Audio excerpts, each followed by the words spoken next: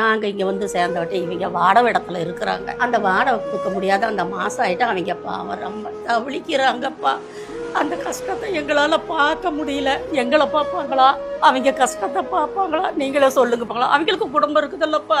இவங்க பார்த்தீங்கன்னா அவங்க பிள்ளைங்கனால கைவிடப்பட்டிருக்காங்க. சொல்ல போனா நம்ம வந்திருக்கிற இடத்துல 35 பேர்கிட்ட இருக்கிறாங்க. இந்த மாதிரி அவங்க பிள்ளைங்கனாலேயோ இல்லை அவங்க பசங்கனாலேயோ கைவிடப்பட்டிருக்காங்க.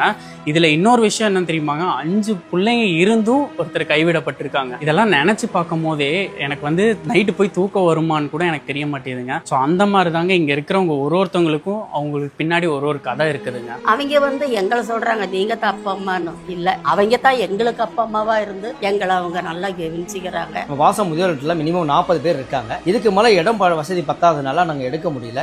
ஒரு நாளைக்கு 4 நபர் 5 நபர்கள் வந்து கேட்கறாங்க. இடம் இல்லைன்னா இல்லைன்னு சொல்றப்ப எங்களுக்கு மனசு வலிக்கு பெரியவங்க வந்துட்டு இல்லைன்னு சொல்லிட்டு போறாங்க. அதனால நாங்க வேற இடம் பார்த்து நல்ல இடத்த பார்த்து ரெடி பண்ணி கொஞ்சம் பில்டிங் கட்டலான்னு ஒரு முயற்சி எடுத்துட்டு இருக்கிறோம். இந்த வீடியோ பார்த்துட்டு இருக்க அனைத்து நண்பர்களும் இந்த பாசம் முதியோர் இல்லத்தை கொஞ்சம் வெளியே கொண்டு சென்று மக்களுக்காக நிறைய உதவியை செஞ்சு தருமாறு இதன் மூலியமா கேட்டுக்கிறோம்.